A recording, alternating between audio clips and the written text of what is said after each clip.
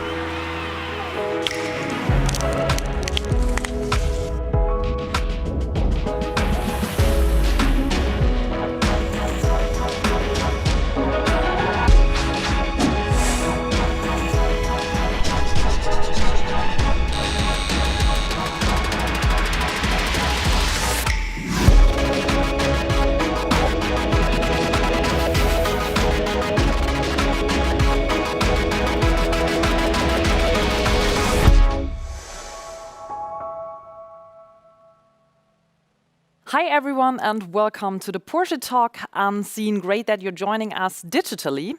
Yes, unseen, that's kind of a motto of 2020, at least when it comes to real life meetings. All the more we are very pleased that you're joining us today virtually and hopefully in a very active way, because we're interested in your opinions and questions. So therefore use the integrated chat functions and I will ask your questions at the end of the talk in the Q&A session. If you've got any problems with the chat function, you'll find a description in the invitation letter. Well, before we start, let me ask you a very private question.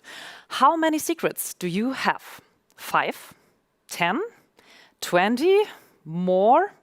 According to a study, you all have exactly 13 secrets.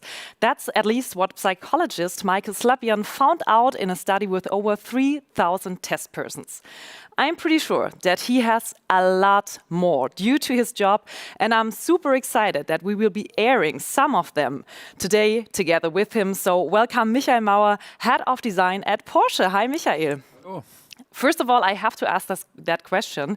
Do you have more private secrets or more business-related secrets? That's a good question. Most likely more business-related secrets, and this is a pretty big part of my life.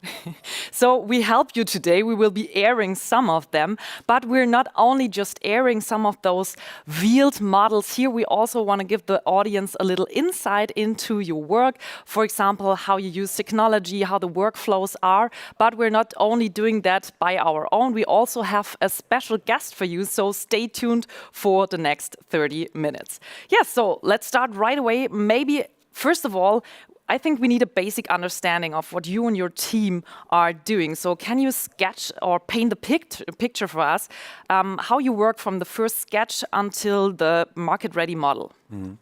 Let's say the design process is a very well-defined process with different steps, where you start with the idea that still starts with the sketching, either really with a pen and paper or digitally.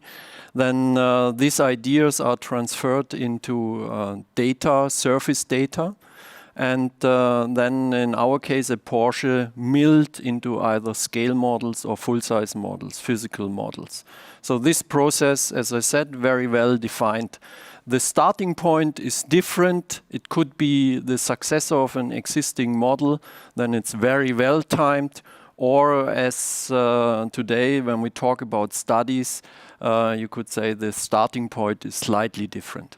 You named already the digital part of your work, and I think it's very well known that a lot of OEMs are focusing very heavily right now on 3D models because you can save costs or try out crazy things. So how does it work for you? I mean, definitely this process, or as well our process, is a combination of traditional process with physical models and the digital process. We at Porsche are deeply convinced that the combination, or how we call it, this ping pong, so we go from the digital world into the physical world and back, that this ping pong process is really, in the end, will help us to come to better results, because you see things either in the physical world or in the digital world. Sometimes you don't see things in one of the other worlds.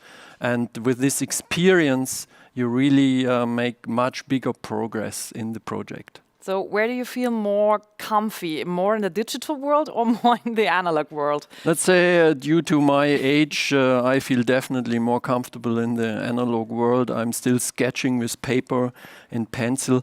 But you know, in the end, it is just a different tool. Still, as a designer, you have to have the imagination, the idea, and to bring it either to paper or into the computer. But for me, it's definitely the paper and the pencil.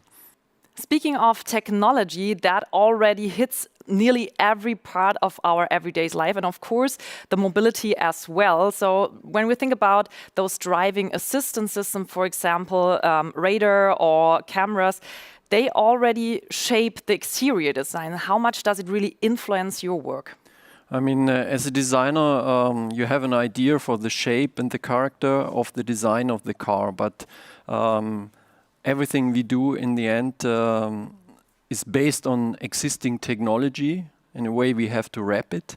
And so sometimes it's really challenging, because all the components you were mentioning have to be part of the exterior design. But sometimes when technology is changing, for example, from the traditional combustion engine to the electromobility, that can offer and give us as well more freedom, since the components become smaller. And I think this is a very good moment to unveil our first model, because technology plays also a big role at this design study. It actually prevented this study from being developed further, but I think you have more details. So let's unveil our first design study, the Porsche 919 Street. So here is the beauty, and I think you can give us some more details about. Yeah, as I said, when we talk about studies for the future, it's the idea is always to travel really 30, 50 years ahead and see what is possible, and then going back, and that influences what we are doing today. And the starting point can always be very different. In that case, the starting point was the decision from Porsche to leave the Le Mans series, this LMP1 technology, which from the Porsche technology was extremely successful, was existing.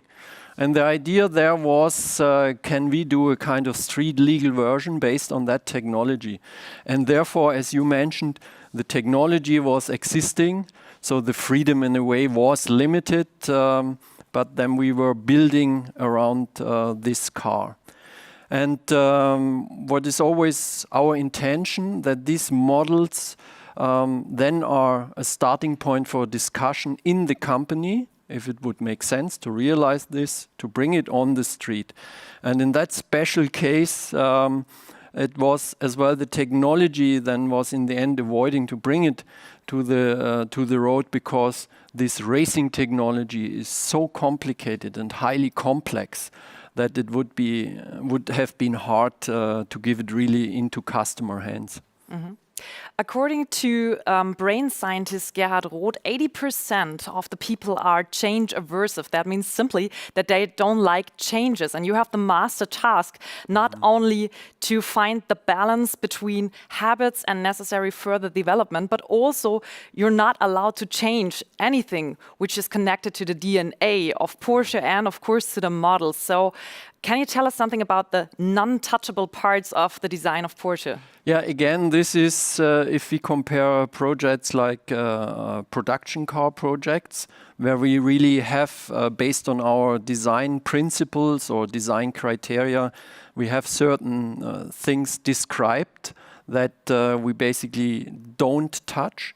If we talk about this kind of visions for the future, since we go so far into the future, there are basically no conventions, there are no restrictions. Everything can be questioned. And by having this freedom, again, we collect some experiences that then might influence on our view on the current products. But it is to find this balance, to build up this tension between the history, the elements, the design elements, the design language is based on, and the task and the challenge to further develop it. So maybe that's really the most challenging part of my task, yeah. But there are new things happening, and with the Taycan, the new sport cars era in an electric way came up. So what remained from the Porsche DNA still in the Taycan? Yeah, I mean the Taycan as well, let's say the car as it looks like, in a way had as well its origin in one of the studies. But it started as a completely different car with a completely different technology. So we did just a, let's say, super sports car with 4 seats, but it would have been hard to realize this with the performance customers expect from Porsche. So then a couple of years later, we pulled it out again and said as a proportion, as an architecture, that would be nice for being the first electrical car. But we knew as well that the design language was not modern enough. And then we looked at other studies that had been much further in the future, and took elements from these studies and applied it to, at that time it was called the 960 Turismo, into this Mission E show car and then in the Taycan. So again, sometimes it's just a design element, sometimes it's the whole architecture and proportion. But again, if you don't go so far into the future, you won't have this, let's say, findings, and you won't have this experience. Yeah, but you always have to work in the future because you design those future cars.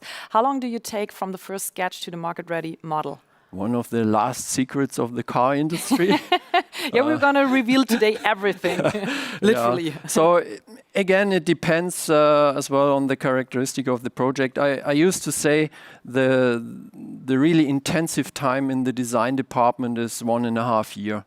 But and then it's a question, when do you start to count? And when is really the start of production?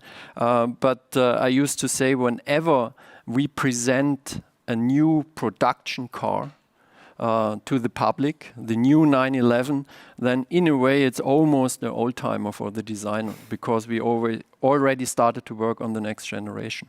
So you started to work on the Taycan years ago, and let's say if you started more than 7 years ago, it was very quiet on the electric market, at least at the customer's side or on the customer's side.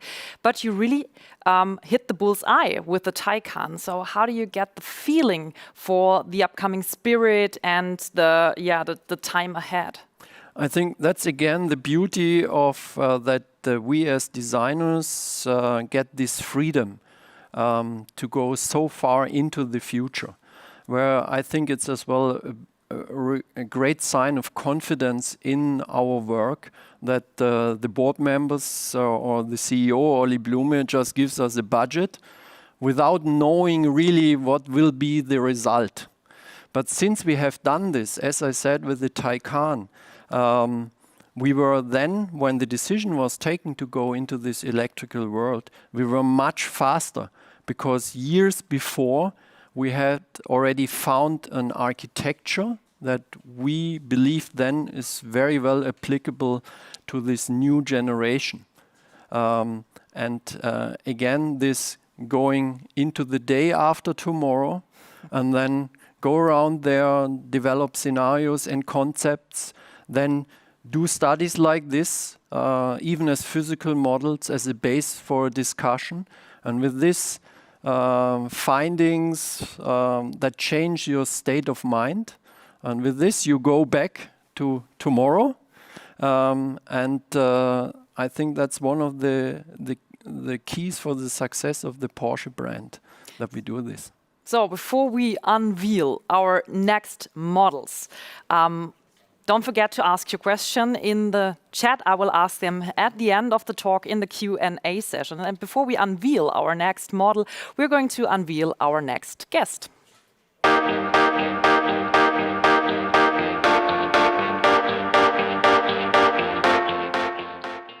And here is our next guest. He's a photographer and the editor of the magazine Curves. Stefan Wogner, great to have you here. Hi, Stefan. Thank you. Hi. You were involved in that project from the very first moment. So tell us something. How did that project came about, and how much persuasion did you have to put into it to convince the people that it's a good idea to show all those insights into the sacred halls of the design studio? Well, the birth of Unseen was while taking pictures already of some cars. And I know the Porsche brand through the 356, through the 911, through the race cars, Boxster, of course. And there's so much more going on in Weissach. I would call it the Weissach vibe. And there was a simple question while we had some good coffee at your studio. Why don't we show it to the public? A very easy question, actually. So that's how it started. So you created a hashtag for right now, the Weissach vibe, very cool. But Michael, I have to ask you that. How many calls did you have to make to convince your colleagues and all the other guys in your office to say, yeah, that's a good idea, let's show it to the audience? That's another secret, not of the car industry. That's my secret. There were some, let's say, talks, meetings, because it's very unusual for the car industry to show this secret stuff to the public. Yeah, but we're so happy that you decided to do that, actually. And now we come to our next revelation moment. And I think we can lift here that. And I just tell the people that this is the Porsche Vision Spider. And maybe, Michael, you can tell us, what is the basic idea of this design study? Yeah, again, always different starting points, but as well, based on the discussions during our espresso meetings, it's always this smaller, puristic, reduced car where basically the Porsche brand took its start. That's always something we are dealing with in that special case. And we have done different models. In that special case, it was all about trying to build up a relation to a historic car, the 550. And that was then the inspiration. And we took some elements like the painting or how the fenders are done. We took this inspiration from the back.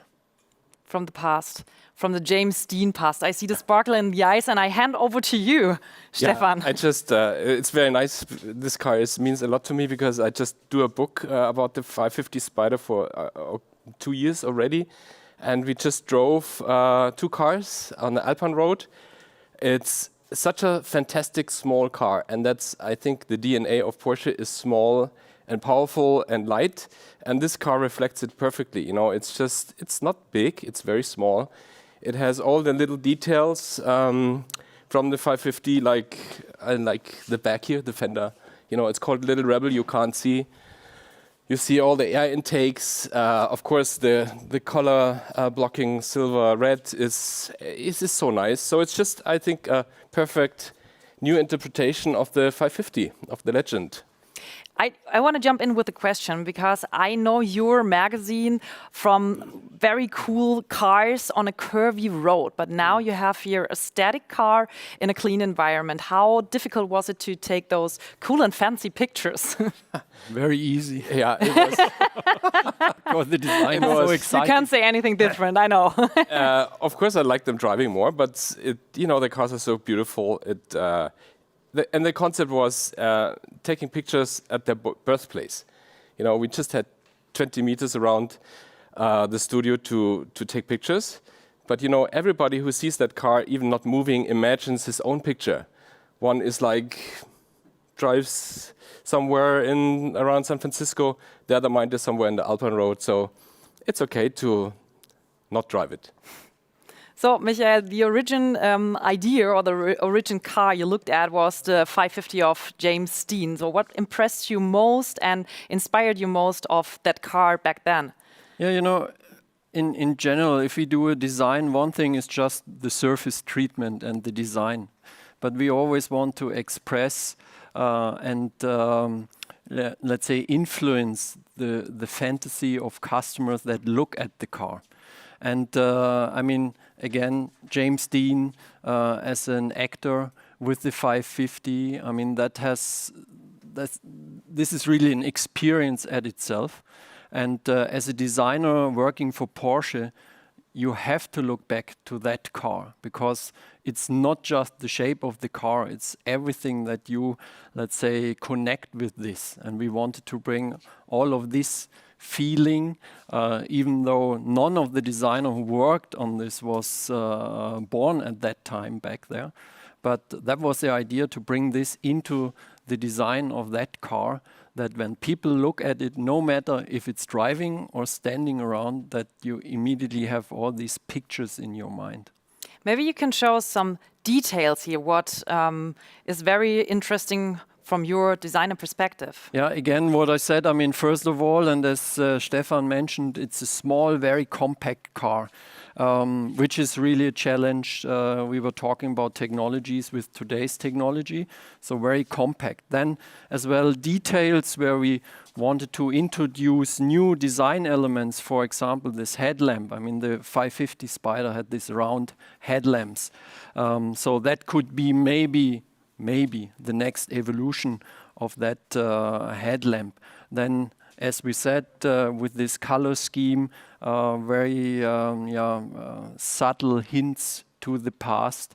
Then on the back again, it is the treatment of the surface, the tension that is in these surfaces is typical Porsche, is the modern characteristics. But again, with some elements, you can easily see the connection to this 550 Spider.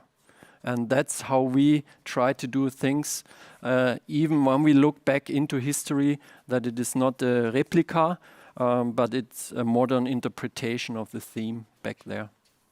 So, Stefan, if I allowed you to take just one picture of a detail of the car, what would you choose? I would choose the back. Again. Yeah, again the back. I love this detail. You know, it's of course something Porsche lovers like, you know, because they know what this means. Yeah. So I'm going for this line. Okay.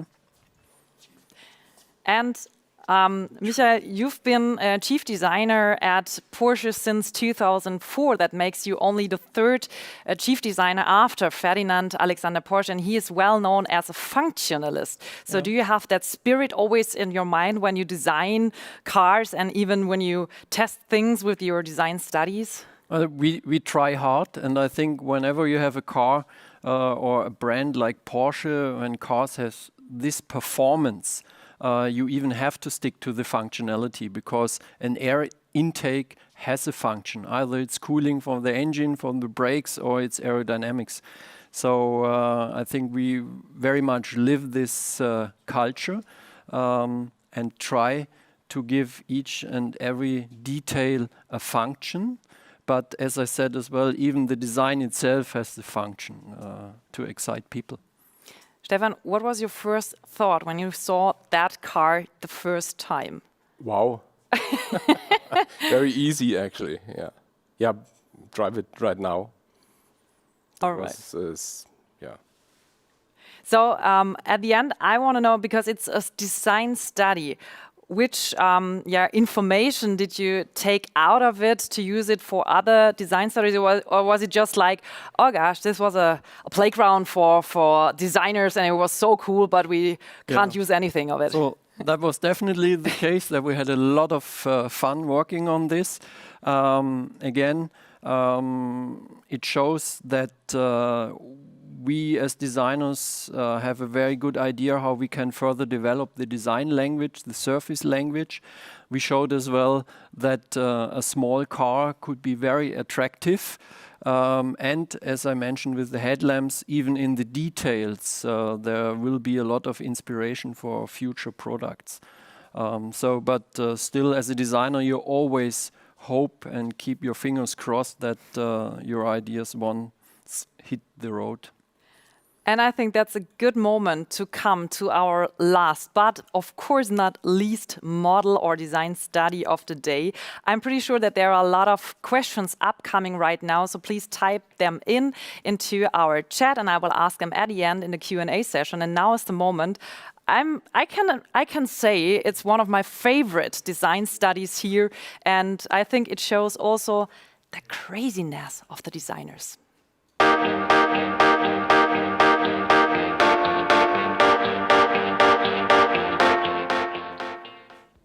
We'll come to our last design study, and I'm pretty sure that some Porsche experts out there are asking themselves right now, am I still in the right live stream?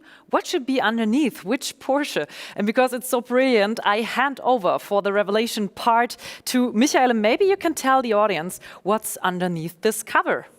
Yeah, underneath this cover we have the Vision Porsche Renndienst. Which is even written here on the side. The interesting part of this concept is that in comparison to the other studies, it was a completely different starting point.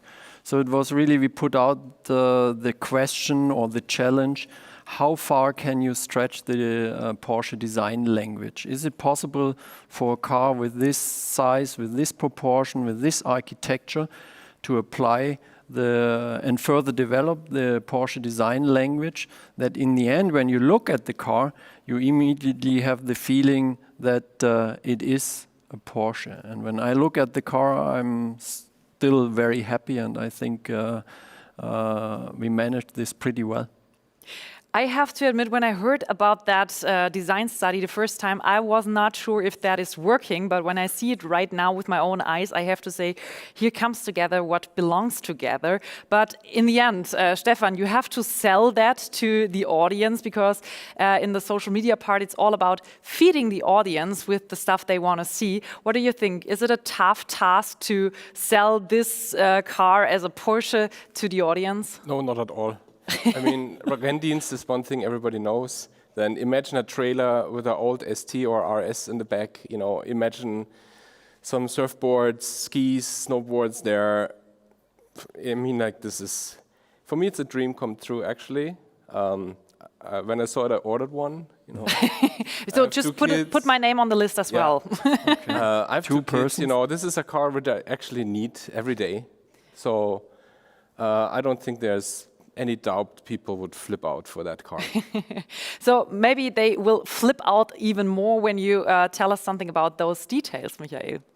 Yeah, again, as I said, challenge was we have a design language established on our production cars. How far can we stretch it? So the approach here, since you have pretty big surface, was really to build up a certain tension in the surfacing, very reduced, very puristic, but again, having this tension.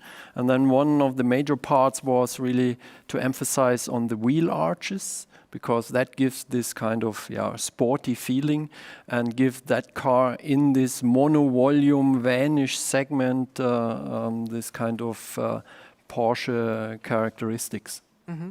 Stefan, you're also the man for the details. What details did you like most when you saw it the first time? The first time, I liked the surface the most. It's like one surface which goes around. It's so beautiful. It's like attention also. And I like the front very much. Not the back side this time? I like the back side also. Also, but the front, I like the lighting very much. You know, I like the lighting design, the intakes. And if you look on the front, of course, I like the one-seater in the middle. This is like a super sports car for me. So it's all world in one, I would call it. I mean, just regarding the headlamps, I mean, I'm glad that you're mentioning this. because I mean, this is really when we worked on the Taycan or the Mission E, which was the show car for the Taycan. We were very much inspired by this idea here, how we could further develop our design language on the headlamps. And what you see today on the production car, on the Taycan, has here its starting point. Yeah, it's like the electric era with what you can see with the headlights, kind of. But when we're taking a look back into the year 2004, when you started, what has changed since then in terms of those design studies? I mean, a lot of things have definitely changed if we talk about the process, the possibilities with the digital world. We can go into virtual world. We can play this ping pong. So definitely things have changed there. We became faster. We have more possibilities. What didn't change is really this mindset, this spirit, this Weissach Porsche vibe, where say everybody is really is enjoying looking into the future, exploring all these possibilities, and in a way is as well very open to question things. So this didn't change, and I think is really the key for the success of the brand. Talking about this Weissach vibe, this hashtag, Stefan, you're going to publish some photos of this project on your social media channels. What do you think? What will work best for the audience? I have no idea. I think every car is so special. Every car will find its audience. I mean, it's 15 cars. So I'm totally open. I will be surprised how the reactions will be. Yeah, and some of the audience maybe will check out your Instagram profile and they can like and vote with their own opinion. At the end, I really have to ask that question because as I learned today, it's not only for the design part, it's also about learning things for other technologies, for future. So how do you decide what to take and what to toss? Is there any checklist you use where you say, yeah, this is going well, so we take that? Or is it more like gut feeling? I think there are a lot of people, the decision makers in the big companies that would love to have this list, because then it would be pretty easy to take decisions basically saying, okay, this project most likely is more successful than the other. So I think this is not possible, or at least I can't do this list. So the big question is then, if you go into this future, if you go into this day after tomorrow, then first thing is you explore there everything. You develop scenarios, concepts, and then you have basically different possibilities to approach these future requirements. And then in the end of the day, it's really a question, how do we then in the design department decide? And honestly, I think it's just the intuition.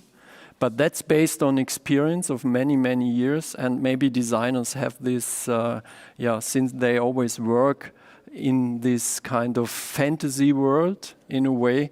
That's a kind of experience, but it's a guts feeling, yeah.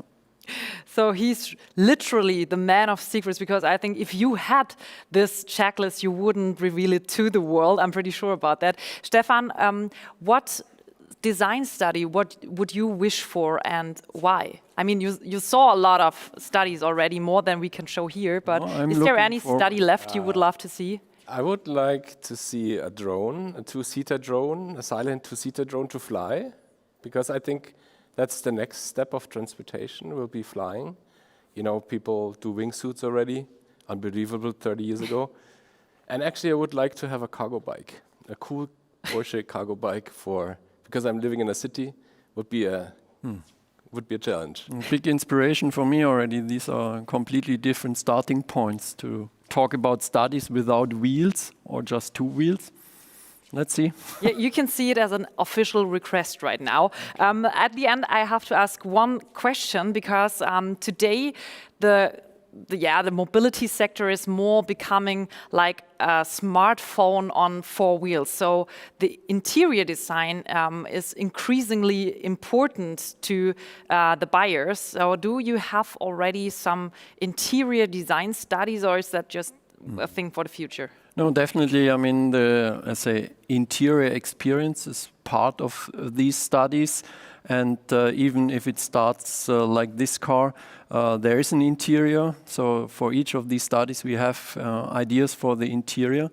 But at the end of the day, a few of our secrets we should keep for ourselves. So wait and see.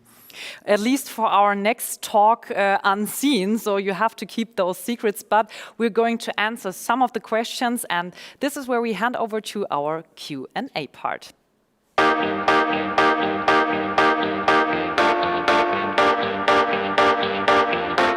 So it's not a smartphone I use, but it's a tablet, and then there I have the question from our Q&As here. So the first question is, how many studies had been developed so far? A lot of studies. So as I don't know if it's in general for Porsche, or since you've been the chief designer. It's part of our daily business, so to say. So over the year we always develop, I don't know, maybe 10, 15 studies in different stages. Either it's just a sketch or a full-size model. So it's an ongoing process, and over the year, yes, there might be a couple of models. So how many have you seen already? Not just photographed, seen. All of them. I don't know anymore, actually. A lot. Must be more than 20. You know, the problem is he knows basically all of them. Okay, so here's the next question from our chat. Can you mention 3 design elements you believe we will continue to see on a Porsche model in 2050? Are you still working there? 50. Now I have to go back because we are already in 2060. I mean, as well, hard to predict, but some main design principles, again, if you talk about how we treat surfaces, I think we will still see in the future. Yeah, that's one of the reasons why we do these studies, to further develop it. And so we are not yet in 250. So from a perspective of a Porsche addicted and a photographer, what do you think, what should remain until 2050 and ahead? Ooh. Well, I think the logo, of course. Because I think it's brilliant. It's brilliant, timeless. I have no idea, actually. But that's a good maybe keyword. fly line or something. But it's a good keyword, the logo, because there's another question. The red bus has a new Porsche crest. Is that holy, or could you imagine a further developed crest in the future? I mean, I'm very grateful for this question, since it really shows the character of these studies, that when we do this, there are no restrictions, even the badge. But if you would go back in history, you would see already how often the badge has been changed and further developed. Here we took the freedom just to do another proposal. Yes, it's definitely something with the badge, with the crest, with the logo, you are very, very carefully. So I think that will take another, I don't know, maybe 50 years before we see such a badge. Speaking of challenges, there's another question. What is the most challenging design of Porsche? The most challenging, yeah, I mean, the most challenging part is really if you have a brand like the Porsche brand with this strong history, where you always try to create a connection to the past, but still try to be progressive and, let's say, keeping the design language very fresh. I would see that this is really the biggest challenge for us designers. So what is the biggest challenge for a photographer? Which model is very challenging to capture? like from these we have seen in the book, it was this one actually. So why? Because the surface, it's a one surface model. There are hardly any shadows to play with, so that was the hardest. But I think you did a good job. Thank you. So next question is, how do you decide which sketches will make it into a clay model and which will be kept in the computer? I mean, again, there is no, let's say, existing list. It depends really on the project. It depends on how much we are convinced that this would have either a chance to be realized later, or, for example, in that example here, where we really wanted to find out how far we can stretch our design language. You can't do this in a virtual model. You have to do a physical model really to experience this, that you are able to touch it. So there are different criteria, but it's from each project to the other project different. So here's a question. It's quite similar to that we talked already about, but I want to ask it anyways. What design feature is untouchable for Porsche? The logo, the badge. We talked about that. Yeah, but even there, as I tried to explain, that has been changed slightly over the years. And these studies basically show that all the design cues we know today have to be modified and further developed for the future in order to still have a very fresh design language. And if you would like to push this process in the first approach, you have to, let's say, challenge every design cue. So there are no restrictions, and then you go back. But again, I think these models show you can go pretty far into a new world of design languages. Next question is, what importance does design have for the brand, and is this changing? Now asking the designer, I would say it's the most important part. But again, it's always the whole package. But the design of the car, first of all, is the first thing that you see on the product. It is not just the shape, it is as well the message that is behind it. So design is important for creating brand identity, and by this building up a brand. And as a designer, again, I'm deeply convinced in technology. It will be much tougher in the future to differentiate brands by technology. So I'm as well deeply convinced that then design becomes even more important in the future. So from your perspective, what do you say? Is that fact changing, that design is important for a brand? Yeah, it's getting more important, definitely. So you can see it in the past, it's getting more and more important. So a good position for Porsche, I think. For designers. For designers and for Porsche. So your job is saved. Next question is a very interesting question. What's the motivation behind making Porsche Unseen? And I think the keyword is today. Today. I mean, that was not, the Unseen project was not really a normal project, I would say, with the starting point, and then we knew in the end basically there's a start of production in now mid of November. I mean, as we tried to, it was an idea that started, and then since it is very unusual, there was a lot of discussion necessary, a lot of meetings, agreements, and then you could say, since we have gone through all these gates in a way, then it was just realizing, and then it was pretty fast. So you could say in a way by accident that it happens now, could have been happened as well half a year ago or maybe half a year later.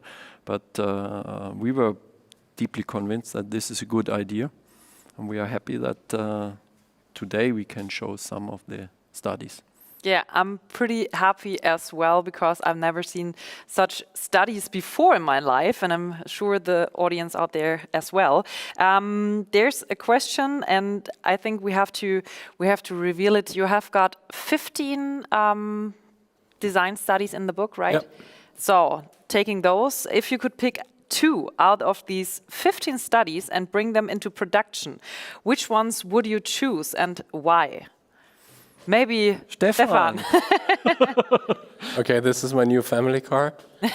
So this is number 1. And the 904, the Vision 904. It's the 1-liter car. It's a very small car, sports car. Beautiful. I would go for it. So maybe I can ask you the last question, which was also integrated in this question. What model are you most proud of? That's like asking the parents which of your childs you're most proud of. I mean, whenever you're involved in the project, that's your favorite baby at the time. So I would say I'm proud of all these models. First of all, that we were able to do it, that we succeeded as well with this really challenging project here or other projects. For me, since I love driving and these small and puristic sports cars, for me, all these studies that deal with this small and puristic sports cars are maybe my favorite category of cars. So I think we're running out of time, but I have 2 questions left here and I want to ask them you. So the next question is, what do the Vision Spyder's elements point to with respect to the future production cars? As well, hard to predict. There are a lot of elements, and maybe even now we don't know which elements we will use in the future. But it will definitely inspire us. But it's hard to point out now details. And we also talked about it. It's always a learning and failing, and also things which are not working are also good for you to know. So I think it's difficult to answer those questions, right? Yeah, sure. I mean, but again, doing these studies is part and is showing that it's not so easy to build up a relationship to the future. So here's our last question from the audience. With Porsche's lineup much bigger now than when Michael joined in 2004, what does he think is the biggest challenge with giving such different cars all that distinctive Porsche design feel? I mean, it is challenging as a job, no question about it, but it's part of our profession to define what are the design principles that you can carry and apply to different type of cars. And I think we have shown it in the past that it is possible. We are showing this with these studies. So again, from my point of view, there are no limitations, and it's partly business as usual for a designer. But not business as usual for us. So thank you so much for all these insights and of course for all your answers also, Stefan.